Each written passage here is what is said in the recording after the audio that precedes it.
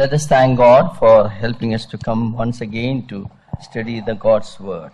మరి ఒక మారు దేవుని వాక్యాన్ని ధ్యానించడానికి ప్రభు ఇచ్చిన సమయాన్ని బట్టి దేవునికి వందనాలు చెల్లిద్దాం. Shall we turn to the book of Acts? Brother Chiranjeevi has taken the verses from that same verse we will take. Acts chapter 20 verse 7 we will read. సహోదరులు చిరంజీవి గారు ఏదైతే వచ్చిన భాగం చెప్పారో వివరించారో ఆ వచనాన్ని మరలా చదువుకుందాం. అపోస్తల కార్యములు 20వ అధ్యాయము verse 7 only. 7వ వచనం నుంచి చదువుకున్నాం. అపోస్తల కార్యములు 27 నుంచి. ఆదివారమున మేము రొట్టె విరుచుటకు కూడినప్పుడు పౌలు మరునాడు వెలనయుండి వారితో ప్రసంగించుచు అర్ధరాత్రి వరకు విస్తరించి మాట్లాడుచుండెను. Yeah. May the Lord bless the reading of the portion of the scripture. చదవబడిన వాక్యమును ప్రభు దీవించును గాక. Upon the first day of the week, ఆదివారమున వారములో మొదటి దినము when the disciples came together to break bread. శిష్యులైన వారు రొట్టె విరుచుటకు వారు కూడి వచ్చినప్పుడు. Now when we talking about the doctrine, యొక్క సిద్ధాంతము లేక బోధ అనే అంశం గురించి మనం మాట్లాడినప్పుడల్లా we should not say brethren doctrine. ఇది బ్రదరన్ బోధ, బ్రదరన్ సిద్ధాంతము అని అనకూడదు. Such a doctrine is not there. అటువంటి బోధ ఏ మాత్రం కూడా లేదు. We have to say that Bible doctrine. కేవలము దైవికమైన బైబిల్ బోధ మాత్రమే ఉన్నది. What Bible says we believe. వాక్యం ఏం చెప్తుందో అది మాత్రమే నమ్ముతాం మనం. Yes, Chiranjeevi was speaking about the eldership. సోదరులు చిరంజీవి గారు సంఘంలో ఉన్న పెద్దలను గురించి మాట్లాడుతున్నారు. He says that plurality of leadership. బహుళత్వం అంటే పెద్దలు అనే విషయాలే బైబిల్లో ప్రస్తావించబడ్డాయి. Not elder but elders. Always we see that there is a plurality of eldership. That is not brethren doctrine. What is doctrine? Bible గ్రంథంలో ఎప్పుడూ కూడా పెద్ద అని ఎక్కడ కూడా చెప్పబడలేదు. పెద్దలు ఇది బ్రదరన్ బోధ కాదు, ఇది బైబిల్ బోధ. As I told you, brethren is not a denomination. ముందుగా చెప్పినట్లు బ్రదరన్ అనేది ఒక డినామినేషన్, ఒక మత శాఖ కాదు. How you identify a denomination? ఒక డినామినేషన్ ని ఎలా గుర్తెరుగుతావు? Morning I told you they have a creed, a written document is there. According to that they function. వారిని ఎట్లా గుర్తిస్తాము అంటే ఆ మత శాఖలైన వారు పాటించవలసిన కొన్ని నియమావళులు పద్ధతులు రాసుకుంటారు. అది అనుసరించడం ద్వారా వారు దానికి చెందిన వారని గుర్తించబడతారు. They have man-made organization, superior president members, like that they have a lot of system is there. మానవుని ద్వారా రూపించబడిన కొద్ది వ్యవస్థ ఉంటుంది. ప్రెసిడెంట్ అని, దాని కింద ఉన్న అధికారిని, అధిపతులని, ఆ వ్యవస్థను మానవుల్లాగా వారు ఏర్పాటు చేసుకుంటారు. You take any denomination, they have a headquarter. A denomination అయినా మీరు చూసుకోండి, దానికి ముఖ్య కేంద్రము అని ఒక స్థలం ఉంటుంది. Roman Catholics, where is the headquarter? Roman Catholic వారికి ముఖ్య కేంద్ర పట్టణం ఎక్కడ ఉంది? Vatican. వాటికన్ సిటీ రోమ్ లో ఉంది. Lutherans, where the headquarter? Lutheran వారికి కేంద్ర పట్టణం ఎక్కడుంది? Germany. జర్మనీలో ఉంది. Assemblies of God, where the headquarter? In America. Assemblies అనే గాడ్ వారికి ఎక్కడుంది? అమెరికా దేశంలో ఉంది. Pentecostal, IPC called the Indian Pentecostal, they have headquarter in Kerala. ఈ ఐపీసీ ఇండియన్ పెంతెకోస్తల వారికి కేరళలో ముఖ్య కేంద్రం. Where is the headquarter of brethren? అయితే బ్రదరన్ వారికి ముఖ్య కేంద్రం ఎక్కడుంది? Heaven. పరలోకంలో ఉంది. You understand the difference? తేడా అర్థమైందా? So we are not denomination. కాబట్టి మనం ఒక డినామినేషన్, ఒక శాఖకు చెందిన వారం కాదు. We will talk about that later on in detail. So whenever we say by mistake we say brethren doctrine, this is not brethren, Bible doctrine. ఒకవేళ మీరు పొరపాటున బ్రదరన్ బోధ, బ్రదరన్ సిద్ధాంతం అనుకుంటున్నారండి, అలా అనవద్దు. బైబిల్ బోధ, బైబిల్ సిద్ధాంతాలు చెప్పాలి. That is the right way of doing that. No, అది పలకటంలో అది సరైన విధానం. in my historical sketch I told you from the first century onwards how the church was growing. నేను ప్రారంభం నుంచి మీకు చెప్తూ వచ్చాను, సంఘ ఆవిర్భావం ఏ రీతిగా జరిగింది, సంఘం వృద్ధి ఏ రీతిగా జరుగుతూ వచ్చింది. The Holy Spirit has prophetically given us the Revelation chapter 2 and 3 speaks about how church will be in the coming century. రానున్న శతాబ్దాల్లో రానున్న కాలంలో సంఘము ఏ రీతిగా ఉండబోతుందో అన్న విషయాలను పరిశుద్ధాత్మ ముందుగానే ప్రవచనాత్మకంగా ప్రకటన గ్రంథము 2వ అధ్యాయంలోను 3వ అధ్యాయంలోను సంఘాల ద్వారా మనకు తెలియజేశారు. The Spirit has purposely taken 7 churches చాలా ఉద్దేశపూర్వకంగా పరిశుద్ధాత్మ 7 సంఘాల గురించి వివరాలు ప్రస్తావించారు. the church history. సంఘ చరిత్రను అది సూచిస్తూ దాన్ని వివరించబడ్డాయి. And if you learn the church history and compare the Revelation chapter 2 and 3, it is wonderful. You read some books related with that. మీరు సంఘ చరిత్రను చదివి నేర్చుకొని ప్రకటన గ్రంథం 2, 3 అధ్యాయాల్లో ఉన్న 7 సంఘాలను పోల్చి చదువుకున్నట్లయితే చాలా అద్భుతమైన ధ్యానంగా వాస్తవికత మీకు తెలిసిపోతుంది. Same way, Jesus Christ said about parables in the Matthew chapter 13. మత్తయి సువార్త 13వ అధ్యాయంలో కూడా యేసుక్రీస్తు ప్రభువారు కొన్ని ఉపమానాలు చెప్పారు. There also the Lord was speaking about how the church will be in the coming days. రానున్న రోజుల్లో ఏ రీతిగా సంఘం ఉండబోతుందన్న వివరాలు ప్రభు అక్కడ చెప్పారు. The growth of the church is mentioned. సంఘము ఏ రీతిగా అభివృద్ధి చెందుతుందో కూడా it will grow while is a huge, is a mustard seed but grows as a huge tree. పెద్ద వృక్షము వలె అది విస్తరించబోతుందని కూడా ప్రభు చెప్పారు. If you want, you read Matthew chapter 31, 32 and 33. These three verses describes in the coming years how the church will grow. మత్తయి సువార్త 13వ అధ్యాయము 31, 32, 33 వచనంలో ఒక ఆవగింజ చిన్నదిగా విత్తబడినా ఎట్లా పెద్దగా పెరుగుతుందో ఆ రీతిగా సంఘము రానున్న రోజుల్లో ఆ వృక్షము వలె వృద్ధి చెందుతుంది అని ప్రభు చెప్పారు. You read verse 31. 31వ వచనాన్ని చదువుదాము. మత్తయి సువార్త 13:31. పరలోక రాజ్యము ఒకడు తీసుకుని తన పొలములో విత్తిన ఆవగింజను పోలి ఉన్నది. అది విత్తనములన్నిటిలో చిన్నదే గాని పెరిగినప్పుడు కూర మొక్కలన్నిటిలో పెద్దదై ఆకాశ పక్షులు వచ్చి దాని కొమ్మల యందు నివసించునంత చెట్టగును. Church started as a small mustard seed. సంఘము చిన్న ఆవగింజ వలె ప్రారంభమైంది. But unusual growth has happened. అయితే అపరిమితమైన వృద్ధి ఆ సంఘానికి వచ్చింది. It grew all over the world. ప్రపంచ వ్యాప్తంగా అది వృద్ధి చెందింది. And what happened there? The birds are settled there. ఇప్పుడు ఏం జరిగింది? ఆ విస్తరించిన ఆ వృక్షము పైన ఆకాశ పక్షులు వచ్చి కూర్చుంటున్నాయి. In the previous parable, Lord says that the birds are the evil ones. ఇక్కడ చూసినట్లయితే అంతకు ముందు ఆ పక్షులు అవి దుష్టునికి పోలి చెప్పబడుతున్నాయి. So we see that church has grown so much, but not believers are very few in fact. సంఘం అయితే ఎంతగానో విస్తరించబడింది కానీ విశ్వాసులైన వారు కొద్ది మంది మాత్రమే ఉన్నారు. In connection with the church history, you have to study this parable also. It is also gives some insight about that. సంఘ చరిత్రను మనం చదువుతూనే ప్రభు చెప్పిన ఉపమానాలు కూడా మనం గమనించినట్లయితే మనకు కొన్ని విషయాలు అక్కడ తెలియజేయబడతాయి. Now we were talking about the beginning of the Protestant movement. Protestant ఉద్యమము యొక్క ప్రారంభమును గురించి మనం ఉదయకాల వేళ చూస్తూ వచ్చాం.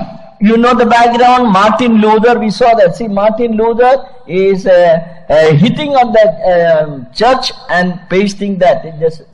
స్లైడ్ లో మనం చూసినట్లయితే మార్టిన్ లూథర్ గారు 13వ స్లైడ్ లో మార్టిన్ లూథర్ గారు అక్కడ అవన్నీ కూడా 95 పేజీల ఆ నియమావళిని సిద్ధాంత బోధనను గోడకేసి కొట్టినట్లు మనం చూస్తున్నాం. That is the beginning of the Protestant movement. ఇది ప్రొటెస్టెంట్ ఉద్యమానికి ప్రారంభము.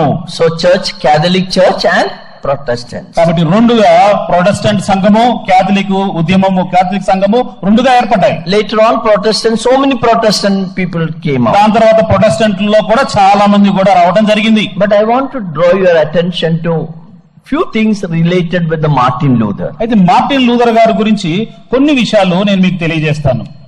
He was a man completely changed. His book of Romans completely changed his attitude. రోమా పత్రిక మార్టిన్ లూథర్ గారిని పూర్తిగా మార్చివేసింది. He understood that salvation is absolutely by faith. రక్షణ అనేది కేవలము విశ్వాసము ద్వారా మాత్రమే అని మార్టిన్ లూథర్ గారు అర్థం చేసుకున్నారు. He read the book of Romans again and again. He said that just shall live by faith. మాటికి రోమా పత్రిక మార్టిన్ లూథర్ గారు చదివి నీతిమంతుడు కేవలము విశ్వాసం మూలముగా బ్రతుకును అనే మాటకు నిర్ధారణ చేసుకున్నాడు. And he proposed a phrase called sola. ఇక్కడ ఆయన ఒక పదాన్ని చెప్పటం మొదలు పెట్టాడు. ఆ పదం పేరు సోలా. Sola means is a Latin word. సోలా అనేది లాటిన్ పదము. That means alone, nobody, alone, that's the meaning. అనగా ఎవరు లేరు, ఒంటరి అని అర్థము. There are 5 alones that Martin Luther proposed. Martin Luther గారు చెప్పిన ఒంటరిగా లేకపోతే ఏకం, అది ఒక్కటే అని అర్థం ఇచ్చే 5 మాటలను మార్టిన్ లూథర్ గారు చెప్పారు. Sola scriptura, that is scripture alone. సోలా స్క్రిప్చురా అంటే వాక్యము మాత్రమే. Bible is the basic, nothing, no creed, nothing. Bible is the base of our faith. మన విశ్వాసానికి మూలము కేవలము దేవుని వాక్యము మాత్రమే, ఇంకేది కాదు అని మొట్టమొదటి మాటకు ఆయన నమ్మాడు. Sola fide, that is a faith alone. రెండోది ఆయన ఏం నమ్మాడంటే విశ్వాసము మాత్రమే అనే మాట. Justification by faith alone. విశ్వాసము ద్వారా మాత్రమే నీతిమంతుడుగా చేయబడుట. Sola gratia. మూడవది సోలా గ్రేషియా అనే పదము. Grace alone. కృప మాత్రమే. Salvation is the free gift of God. రక్షణ అనేది దేవుడు అనుగ్రహించు ఉచితమైన వరము అని నమ్మాడు. Solus Christus. నాలుగోది సోలస్ క్రిస్టస్ అనే మాట. Christ alone. క్రీస్తు మాత్రమే. Christ is the only mediator. No Mary, no other saints are mediator. Christ alone is the mediator. క్రీస్తు మాత్రమే మధ్యవర్తి. మరియ గాని ఇంక ఏ వ్యక్తి గాని దేవునికి మధ్యవర్తిగా లేరు. Solia Deo Gloria. చివరిగా సోలి డియో గ్లోరియా అనే పదం. God's glory alone. దేవుని మహిమ మాత్రమే. All glory is due to God alone. సమస్త మహిమ దేవునికి మాత్రమే చెందవలసి ఉన్నది అని నమ్మాడు. I love this 5 statement, that's why I wrote it. You can also study, it's very interesting. ఈ యొక్క 5 మాటలు నాకు చాలా ఇష్టం కాబట్టి రాసి మీకు చూపిస్తున్నాను, మీరు కూడా నేర్చుకోవచ్చు. No time to explain. దీన్ని వివరించడానికి సమయం లేదు.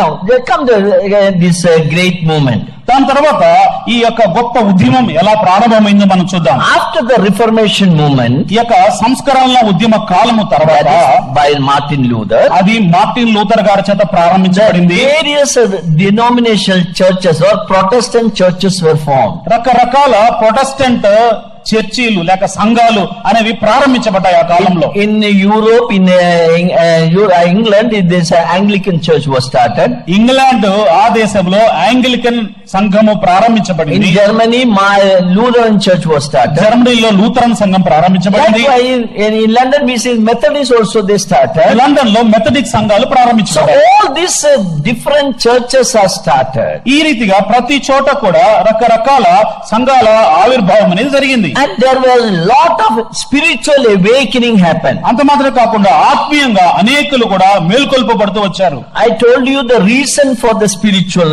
awakening. ఈ రీతిగా ఆత్మీయంగా అందరూ కూడా మేల్కొల్పబడటానికి గల కారణాన్ని నేను చెప్పాను. Number 1, the Bible reached into the hands of common man. ఏ రీతిగా అందరూ ఈ రీతిగా మేల్కొల్పబడ్డారు అంటే సామాన్యమైన మానవుని చేతిలో కూడా బైబిల్ గ్రంథం అనేది చేరవేయబడింది. Who were behind that? ఆ బైబిల్ చేరవేయబడటానికి 2 కారకులు ఎవరు వెనకాల? Remember their name, John Wycliffe and వాళ్ళ పేర్లు చెప్పండి, వాళ్ళ పేర్లు గుర్తుపెట్టుకోవాలి. జాన్ విక్లిఫ్, విలియం టిండేల్ గారు ఇద్దరు. Really, when we see their history, Tyndale was only 42-year-old.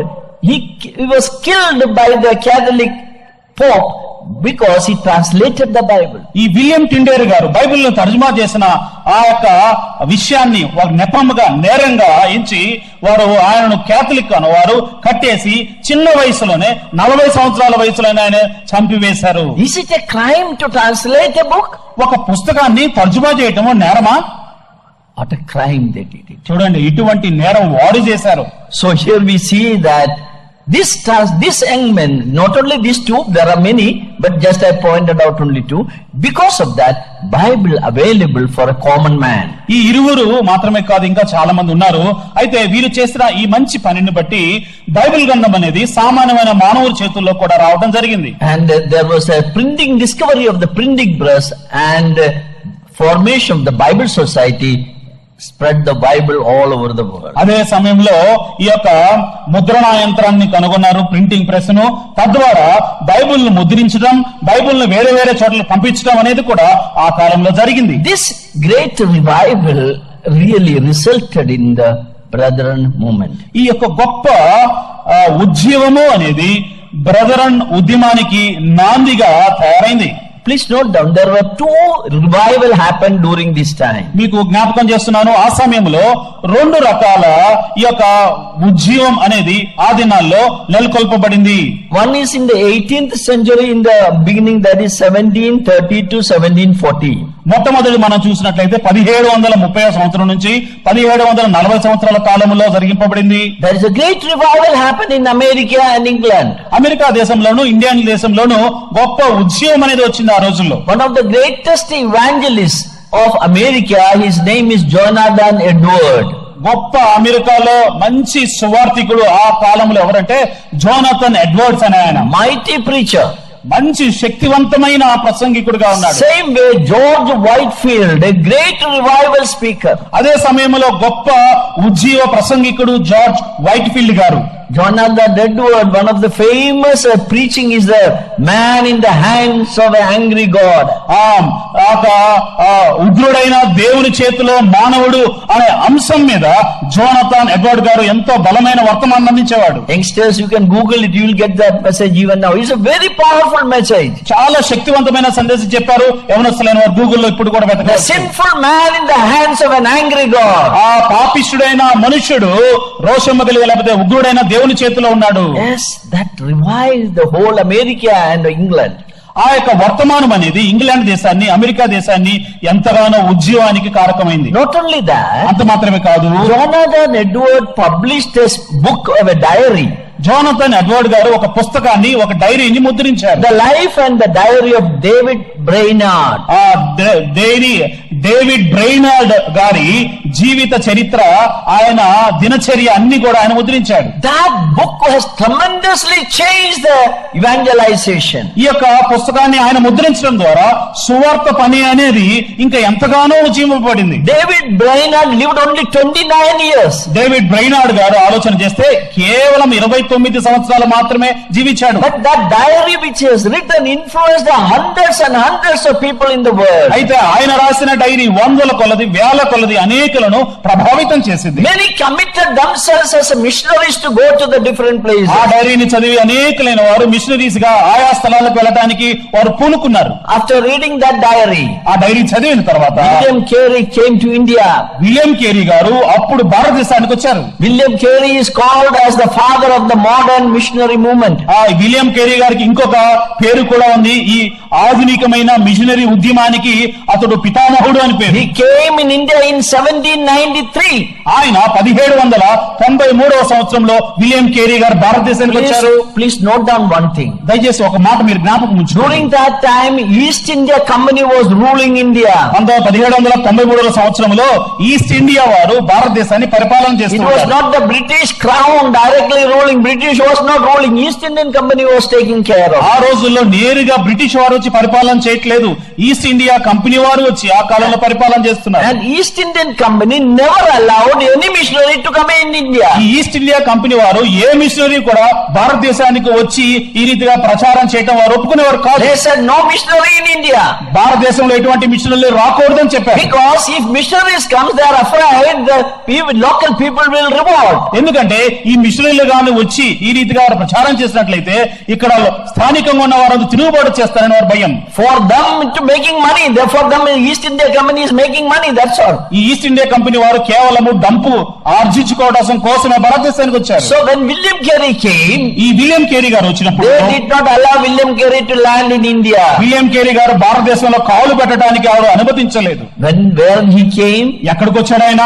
He came in Calcutta. There was a small place in Calcutta called Sharampur. షరాంపూర్ అనే ప్రాంతానికి, అదొక చిన్న ప్రాంతము, ఆ విలియం కేరీ గారు కలకత్తాలో అక్కడ అడుగు పెట్టారు. At that time, Sharampur was under the control of Dutch. ఆ సమయంలో ఈ షిరాంపూర్ అనే ఈ ప్రాంతము ఆ డచ్ దేశానికి సంబంధించిన వారి చేతుల్లో ఆ ప్రాంతం ఉంది. So he landed in Sharampur. He never landed in India, means proper India. ఆ సమయంలో కలకత్తా ఆ ప్రాంతము వారి స్వాధీనంలో ఉంది కాబట్టి భారతదేశంలో అడుగు పెట్టకుండా ఆ ప్రాంతంలో ఆయన అడుగుపెట్టి ఆ రీతిగా వచ్చాడు. Why I am telling, nowadays people propagate that the British people came and Christianity, they made everybody Christians. ఈ విషయాలు ఎందుకు చెప్తున్నారంటే అనేకులు తెలియక ఈ యొక్క బ్రిటిష్ వారు వచ్చి క్రైస్తవ్యాన్ని తీసుకువచ్చారని తప్పు అపోహలు ఉన్నారు. East Indian Company was against missionaries. They never allowed ఈ missionaries. ఈస్ట్ ఇండియా కంపెనీ వారి గురించి ఆలోచన చేస్తే వారు ఎన్నడూ కూడా మిషనరీస్ వారిని లోపలికి అనుమతించలేదు, దానికి వారికి ఇష్టమే లేదు. Then we see that David Livingstone, after reading this book, he became a doctor and went in Africa as a missionary. తర్వాత ఆ పుస్తకాన్ని చదివిన తర్వాత, బ్రైనార్డ్ గారి పుస్తకం చదివిన తర్వాత డేవిడ్ లివింగ్స్టన్ గారు కూడా ఆఫ్రికాకి ఒక మిషనరీ వైద్యునిగా వెళ్లారు. Another great man, Robert McCheyne, he went to missionary as among the Jews. అంత మాత్రం కాకుండా రాబర్ట్ మ్యాక్షన్ అనే ఆయన కూడా యూదుల మధ్య మిషనరీగా వెళ్ళాడు. Henry Martin went to Persia as a missionary. పార్సిక దేశానికి హెన్రీ మార్టిన్ అనే ఆయన మిషనరీగా వెళ్ళాడు. And Andrew Murray, he went as a missionary to South Africa. Andrew Murray అనే మిషనరీ సౌత్ ఆఫ్రికాకి వెళ్ళాడు. When Andrew Murray was in South Africa, south ఆఫ్రికాలో Andrew Murray గారు ఉన్నప్పుడు he had a great interaction with Mahatma Gandhi, father of our nation. మన యొక్క జాతి పితామహుడైన మహాత్మా గారితో మంచిగా ఆయన సంబంధాలు కలిగి There were a lot of correspondence between Andrew Murray and Mahatma Gandhi. Andrew Murray గారు మహాత్మా గాంధీ గారి మధ్య ఎన్నో మాటలు అనేవి జరిగాయి. You read the biography of Mahatma Gandhi, you will get that information. Mahatma Gandhi గారి ఆ యొక్క స్వీయ చరిత్ర మీరు చదివినట్లయితే ఈయన పేరు కూడా అక్కడ ప్రస్తావించబడింది. Mahatma Gandhi used to attend the meeting of Andrew Murray. Mahatma Gandhi గారు ఈ ఆండ్రీ ముర్రే గారు ఏదైతే మీటింగులు చెప్పేవారో ఆ మీటింగుల్లో మహాత్మా గాంధీ గారు వెళ్ళేవారు. Whatever may be, the youngsters were revived because of the revival. They went as missionaries in various places. ఆ కారణాన యవనస్తులైన వారు ఎంతో ఉజ్జీంపబడి ఆయా స్థలాలకు వాళ్ళు మిషనరీస్ గా వెళ్ళటం జరిగింది. This gave a background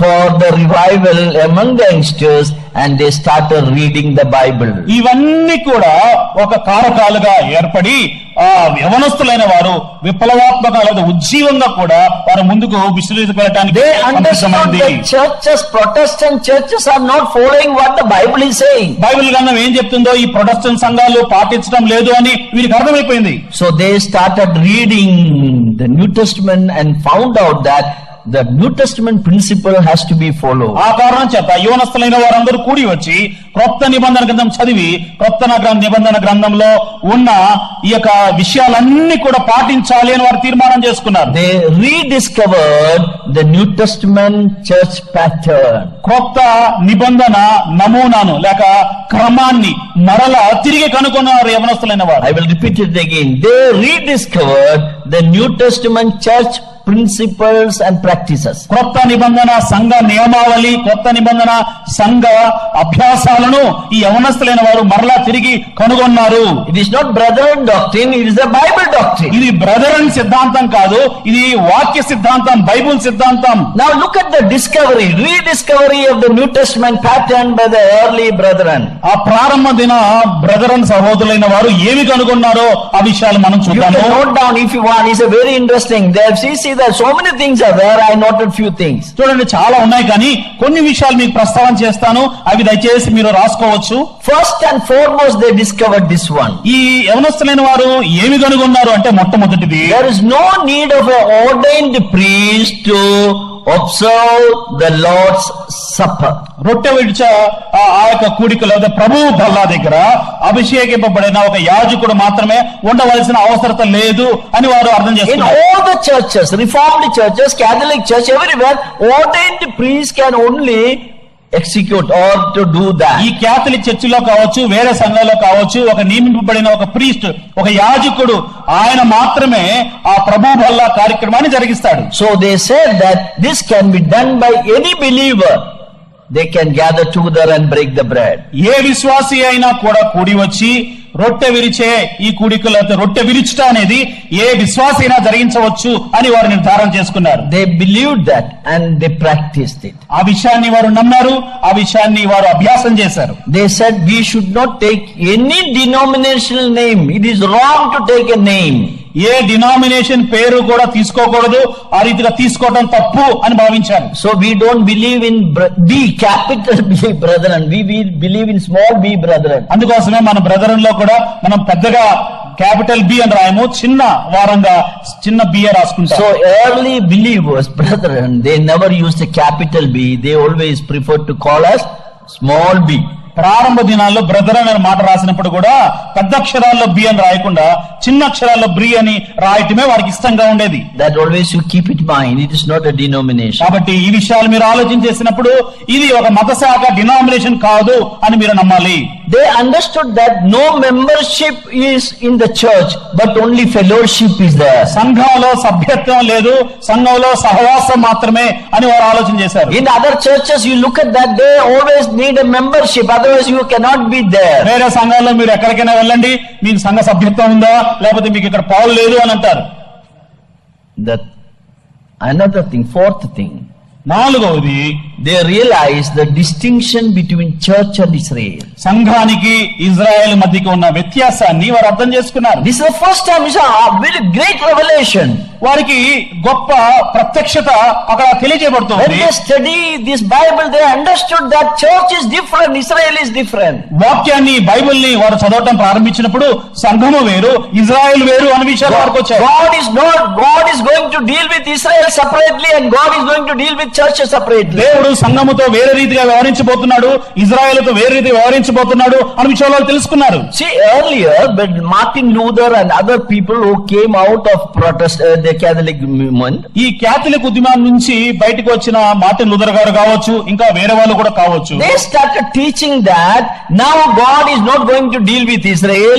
Instead of Israel, the new Israel is church. వారు ఏమని చెప్పేవారు బయటకు వచ్చిన వాళ్ళంటే, దేవుడు ఈ ఇజ్రాయెల్తో ఇంకా ఏమాత్రం కూడా వ్యవహరించడు, ఇప్పుడు కొత్త ఇజ్రాయెల్ గా పిలువబడుతున్న సంఘముతోనే దేవుడు వ్యవహరిస్తాడు అని కొంతమంది చెప్పేవారు. That theology is called the replacement theology. అది ఏంటంటే ఒక దాన్ని స్థానాన్ని ఇంకొక స్థానంతో భర్తీ చేయట అనే ఒక బోధ అది. So God's promise to Israel, now that will not, God is rejected Israel, natural Israel, and now the spiritual Israel is church. God is going to do with Israel the church. వారు ఏం చెప్పారు అంటే, ఈ సహజ సిద్ధమైన ఇజ్రాయేలు ఏదైతే భౌతికంగా ఉందో దాన్ని దేవుడు తృణీకరించాడు, వారితో అసలు దేవుడు వ్యవహారం చేయట్లేదు, సంఘము నూతన ఇజ్రాయేలు దీనితోనే దేవుడు వ్యవహరిస్తున్నారని చెప్పేవారు. I always feel this is a very great discovery. నేను నమ్మేవాడను, ఇది గొప్ప ప్రత్యక్షత వారికి వెల్లడి చేయబడింది. I have a respect for Martin Luther. Martin Luther గారి పట్ల నాకు చాలా గౌరవం ఉంది. But one mistake he did that. He said that Jews should be killed. We should hate Jews. అయితే ఒక్క తప్పు చేశాడు. ఆయన ఏమన్నాడంటే, యూదులైన వారు చంపబడాలి, యూదుల పట్ల ద్వేషం ఉన్నది. He said that God has rejected Jews. Now God is not going to do with the Jews. ఆయన అన్న మాట ఏమిటంటే, యూదులను దేవుడు ఏమాత్రం కూడా అంగీకరించట్లేదు, వారిని దేవుడు తృణీకరించాడు అని చెప్పాడు. Even he went into extent that if you see a Jew, you kill him. That is what he said. ఎంత మేరకు వెళ్ళాడంటే, యూదులు కనబడితే చంపివేయండి అని మాటలు పలికాడు. The hatred towards the Jews was so increased as a result of this Reformation movement. ఈ యొక్క సంస్కరణల ఉద్యమం ప్రారంభించడం వలన యూదుల పట్ల ద్వేషం మరింతగా పెరిగిపోయింది ఆ దినాల్లో. It is the Brethren movement made a tremendous change. ఈ యొక్క బ్రదరన్ ఉద్యమం అనేది ఎంతో పెను మార్పును తీసుకువచ్చింది. See, look at that 200 years ago. 200 సంవత్సరాల క్రితం జరిగిన విషయాలు. No one can imagine that Jewish people will come and establish a country as a nation there. ఎవరు కూడా యూదులైన వారు మరలా తిరిగి వచ్చి ఒక జనాంగంగా, ఒక జాతిగా ఇప్పుడున్న స్థలంలో ఉంటారని ఎవరు నమ్మలేదు. 200 years ago, 200 సంవత్సరాల క్రితం Jerusalem and Israel was a dry land. It was like a desert. యెరూషలేము, ఇజ్రాయేలు అది ఎడారి భూభాగంగా ఉంది అది. And it was in the hands of the Muslims, Turkey.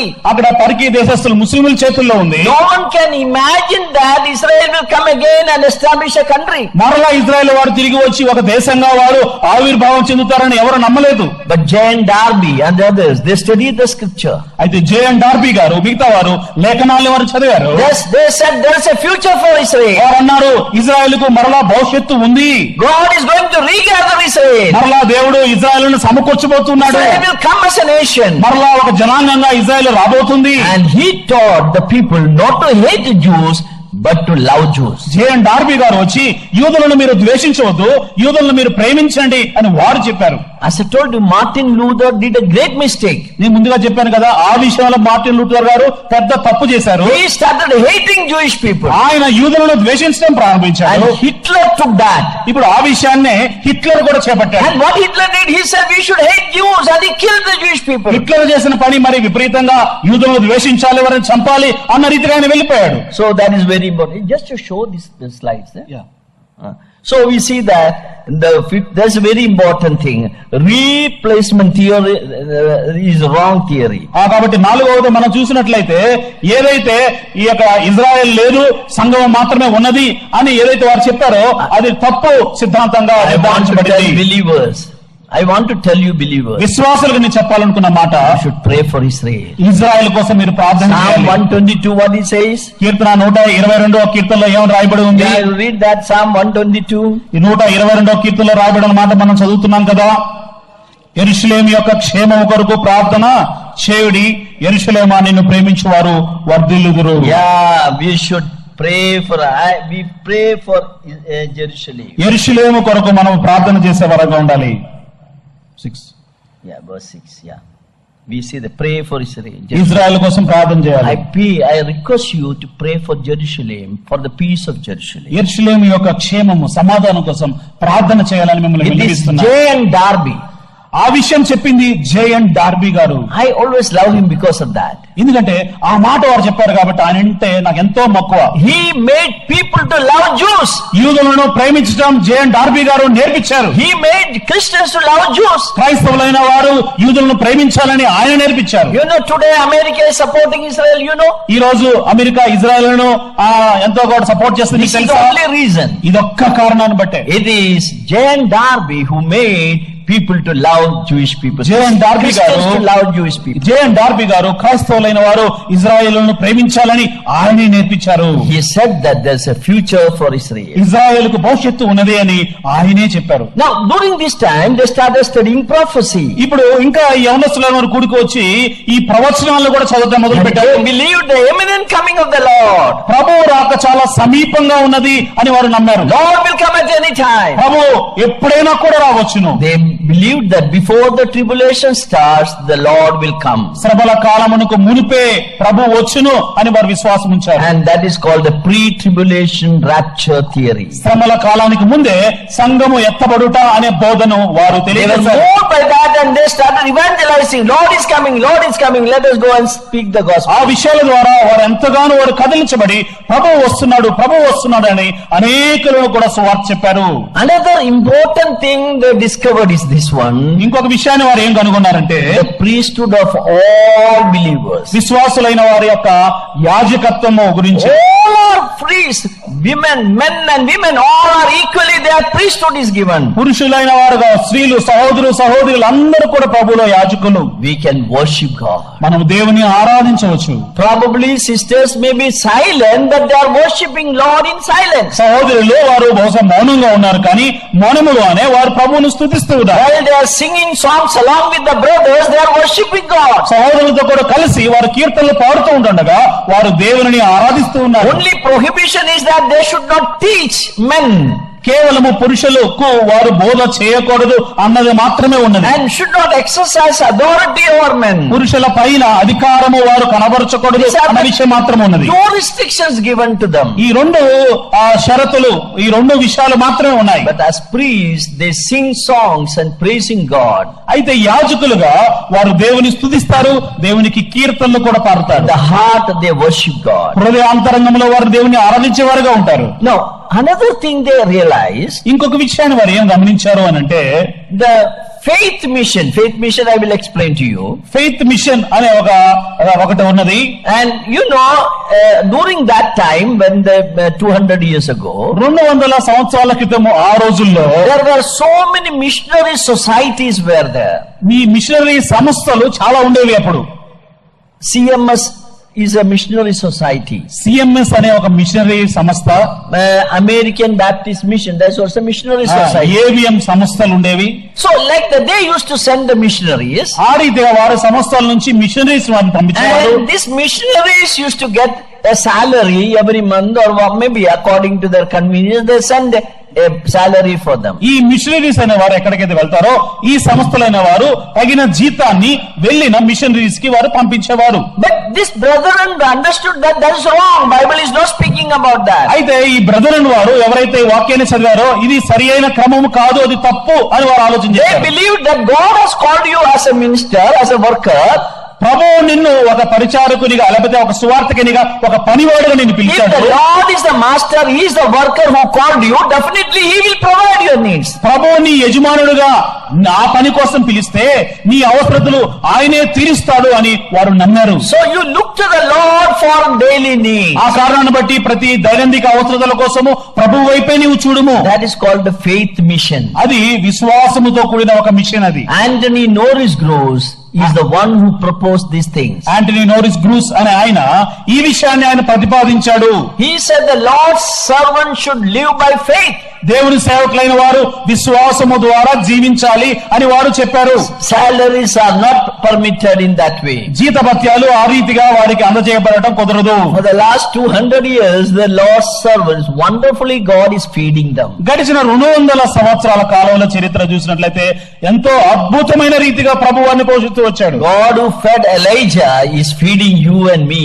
ఏలియాని పోషించిన దేవుడు నిన్ను నన్ను పోషిస్తున్నాడు. We don't have any salary. The Lord gives through His people. మాకు ఏ జీతాలు కూడా లేవు. ఆయన తన బిడ్డల ద్వారా ఆయన మాకు అనుగ్రహిస్తాడు. So the concept of faith mission was established. They realized it by studying the Bible. ఈ యొక్క విశ్వాసముతో కూడిన ఈ పనిని వారు ఏ రీతిగా జరిగించారంటే దేవుని వాక్యాన్ని చదవటం ద్వారా ఆ రీతిగా ఆ పని జరిగిస్తూ The వచ్చారు. eighth thing, 8వ విషయము autonomous nature of the local assembly. ఆ స్థానిక సంఘాలు అది స్వయం ప్రతిపత్తి కలిగిన సంఘాలుగా ఉన్నాయి. Every assembly is independent. ప్రతి సంఘము కూడా అది స్వయం ప్రతిపత్తిగా And ఉన్నది. they are governing and directly they are related with the Lord Jesus Christ. ఈ సంఘము అనేది నేరుగా దేవునితో వ్యవహరిస్తూ ఉన్నది. ఏదైనా కానీ దేవునితోనే సంబంధం No కలిగి church ఉంది. is like that.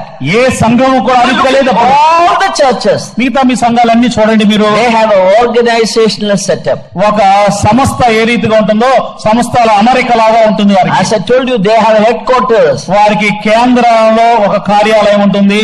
But brethren, they don't have any headquarters. మనకి కేంద్రం లేదు, కేంద్రంలో కార్యాలయం కూడా లేవు. We have a headquarter where it is in మన ముఖ్య కేంద్రం ఎక్కడ? పరలోకంలో మన ముఖ్య కేంద్రం.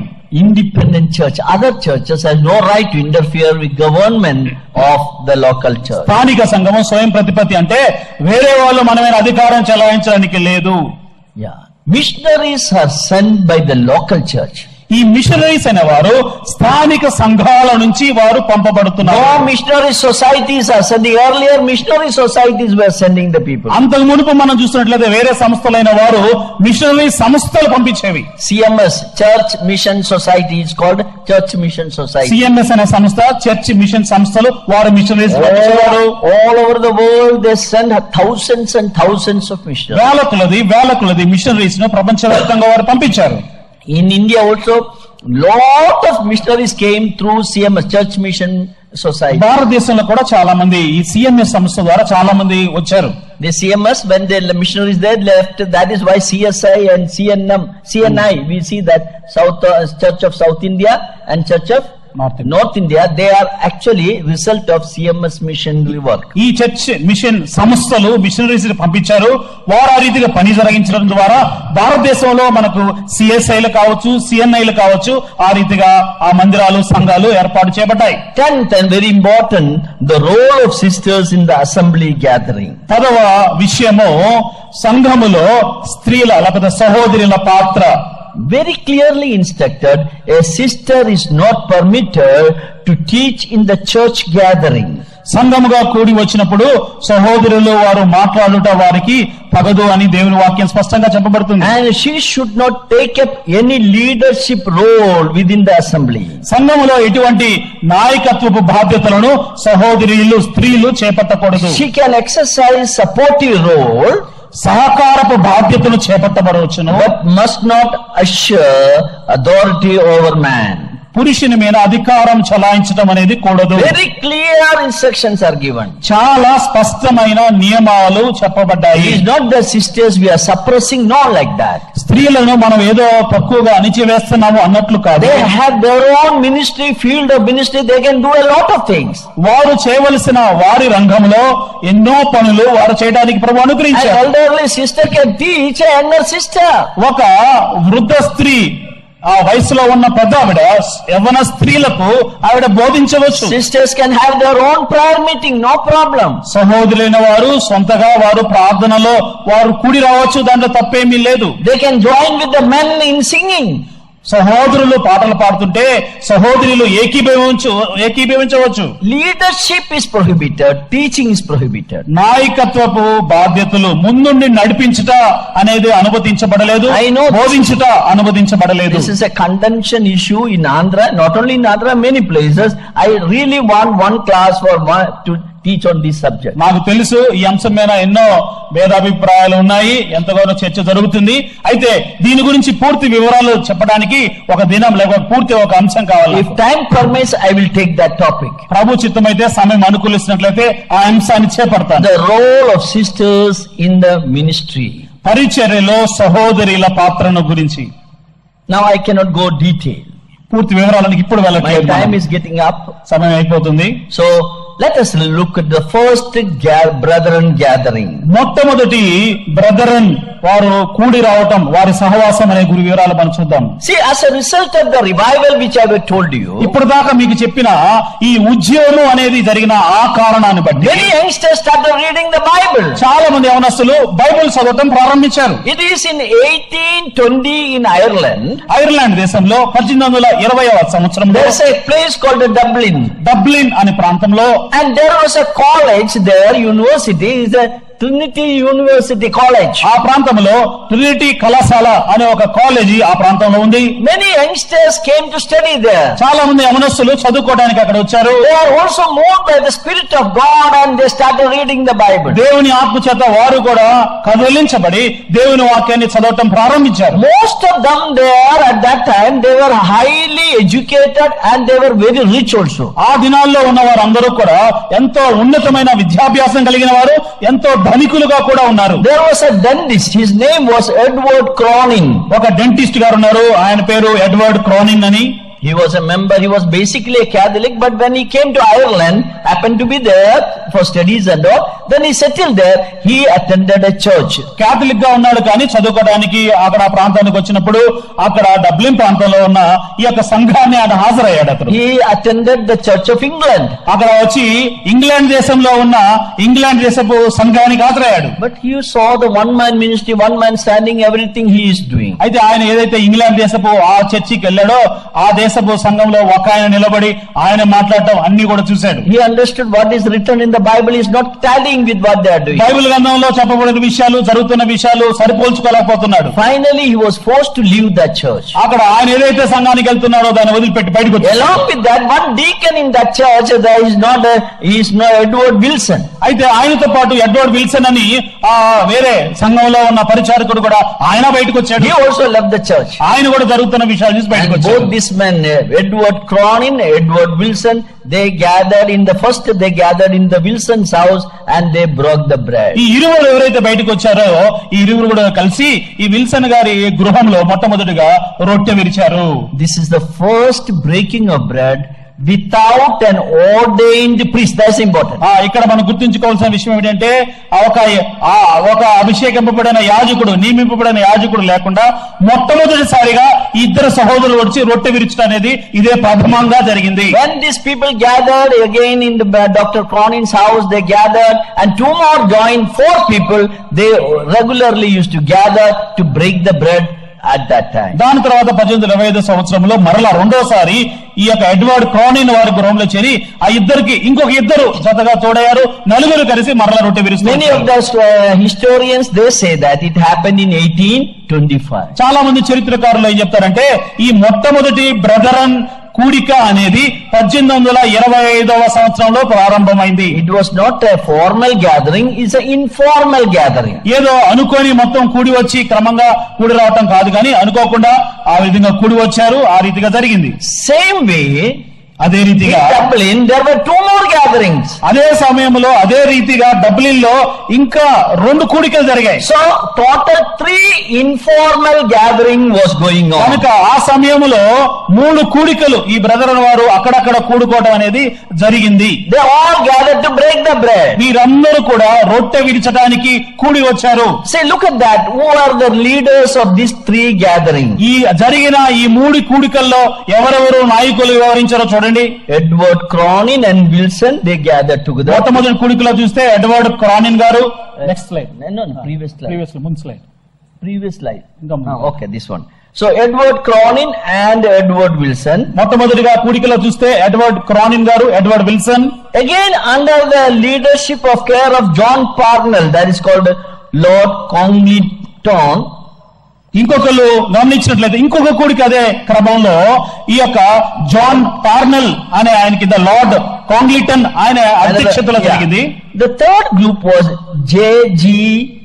Bellett. మూడవ గుంపు జేజీ బెల్లెట్ ఆయన నాయకత్వంలో లేక అంటే ఆయన అధ్యక్షతలో మూడవ గుంపు కూడా అదే సమయంలో కూడుకున్నారు. And Anthony Norris Gross also associated with this group. ఈ మూడవ గుంపులో చూస్తే యాంటనీ నోరిస్ గ్రోస్ అనే వారు కూడా కూడుకున్నారు. During this time, ఇదే సమయంలో Jane Darby, a young man, యవనస్తుడుగా ఉన్న జేన్ డార్బీ గారు, he was in Dublin. ఆయన డబ్లిన్ లో ఉన్నారు. He was going on a horse ride and he fell on the horse ride and he injured. గుర్రపు స్వారీ చేసే వ్యక్తిగా ఆ సమయంలో ఉన్నాడు. గుర్రపు స్వారీ చేస్తూ కింద పడి ఆయనకు గాయమైంది. And Jane Darby also heard about this gathering because he has to undergo treatment. He thought it is better to attend this gathering during that time. ఈ రీతిగా కూడికలు ఎక్కడక్కడ కూడుకుంటున్నారని జేన్ డార్బీ గారు చెవినబడింది.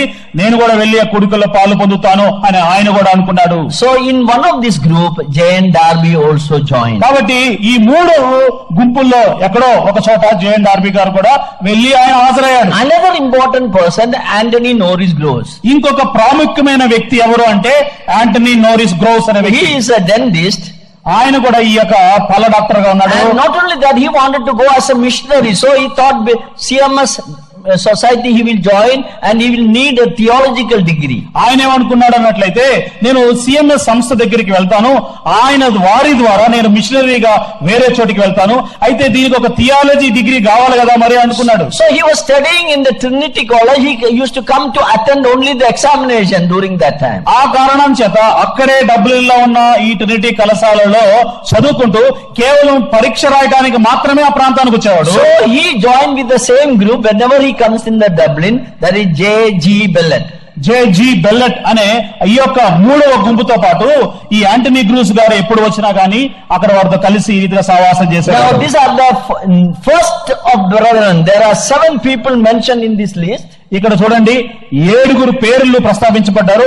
మొట్టమొదటి బ్రదరన్ పేర్లు వీళ్ళన్నీ కూడా. They are the great founders of the brethren movement. ఈ brethren ఉద్యమానికి వీరే ప్రారంభికులు అని మనం చెప్పవచ్చును. Those who want the slide, it is freely available. You can take it after me, after my message. ఎన్ని స్లైడ్లు కావాల్సిన వారు ఇది ఉచితంగానే మీకు ఈ వర్తమానం తర్వాత అందించబడతాయి. Now look at that. Some of them I have photographs I had taken here. కొంతమంది చిత్రాలు కూడా ఉన్నాయి చూడండి ఇవన్నీ కూడా.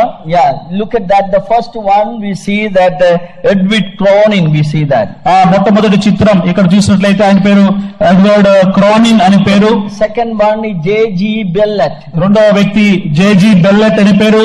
The Parnell, Lord Congleton, that is the third one. మూడవ వ్యక్తి పేరు లార్డ్ కాంగ్లిటన్ అనే పేరు. These 3 people were the leaders of these 3 groups. ఈ 3 గుంపులుగా కూడుకున్నారు. ఆ 3 గుంపులకు వీరు నాయకులుగా ఉన్నారు. Jane Darby and Anthony Norris Gross used to attend this same gathering. ఆ సమయంలో జేన్ డార్బీ గారు, యాంటనీ నోరిస్ గ్రోస్ వీరితో కలిసి సహవాసం చేయడానికి వెళ్ళేవారు. Within 1 or 2 minutes I will stop it now here.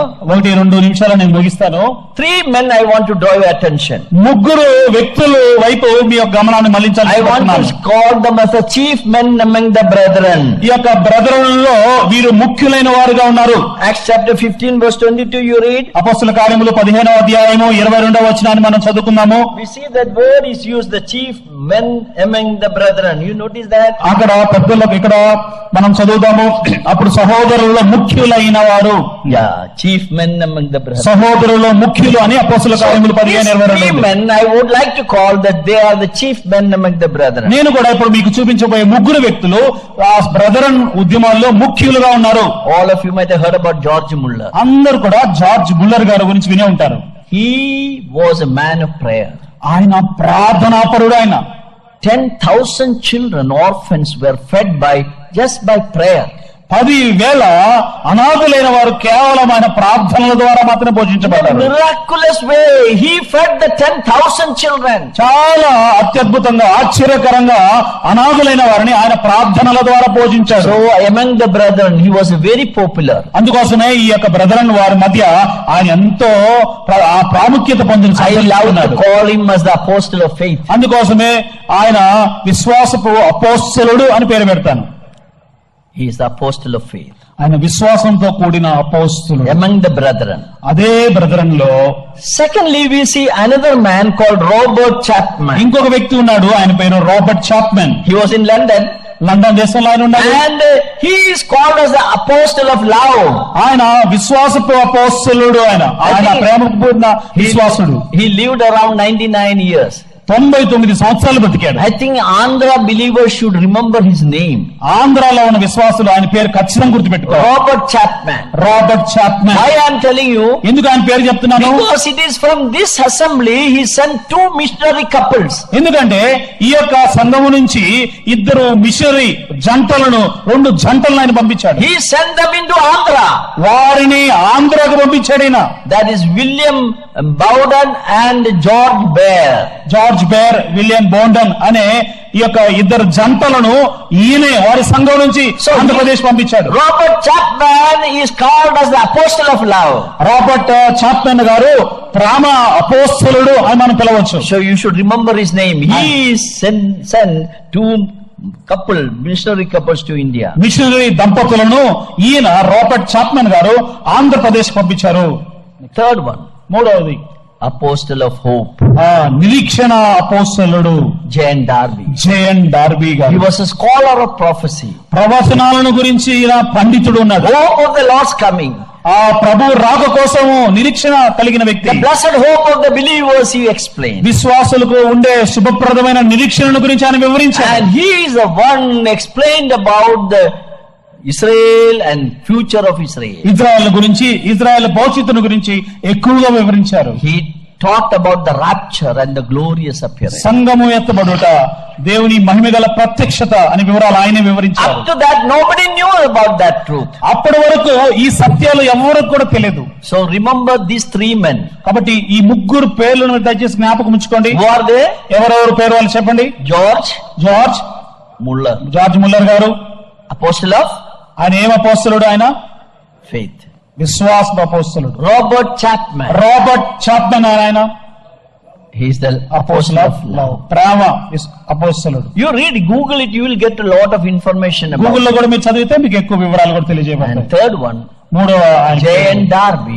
Darby, hope. Apostle of hope, నిరీక్షణ అపోస్తలుడు. So we will study more about that, how the brethren movement further down and what are the problems the brethren movement face. ఇంకా ఏ రీతిగా brethren ఉద్యమం ముందుకు వెళ్ళిందో, ఎటువంటి సమస్యలు వారు ఎదుర్కొన్నారో రానున్న తరగతుల్లో మనం చూస్తాం. Within a short period, కొద్ది సమయంలోనే in 1848, 1848వ సంవత్సరంలో brethren movement divided into 2. Brethren ఉద్యమం అనేది 2గా విభజింపబడింది. Saddest story. విచారకరమైన చరిత్ర. This great movement was divided into 2. ఈ గొప్ప ఉద్యమం అనేది కొద్ది కాలంలోనే 2గా చేయబడింది.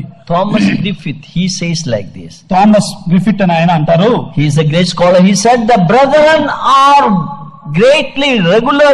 They are very great. They can able to divide the Bible scripture rightly.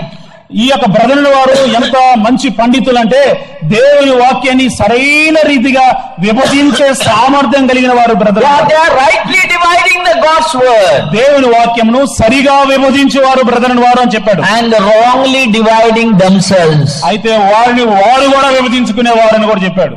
Is it true in Andhra? నిజమేనండి, మనం విభజించుకుంటామా? Yes or no?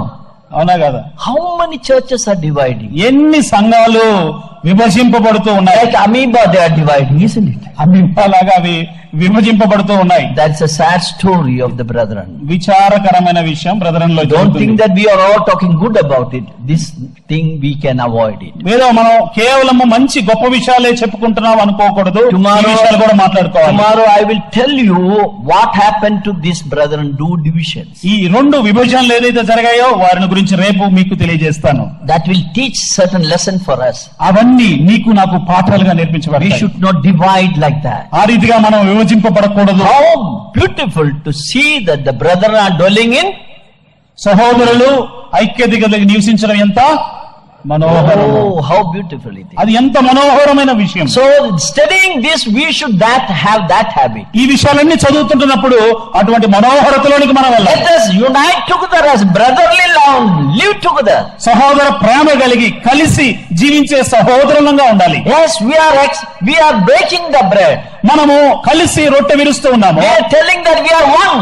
మనము కలిసి ఒకటి అంటున్నాము. At the same time we divide. అదే సమయంలో మనము విభజనలు మనలో ఉన్నాయి. Yes, somebody has rightly said, the brethren, they know how to break the bread and the heart at the same time. అందుకోసమే రొట్టె విరచడం ఎలాగో బ్రదర్ వారికి తెలుసు, మనస్సును విరవటం ఎలా కూడా బ్రదర్ వారికి బాగా Same తెలుసు. time they break the bread and the heart.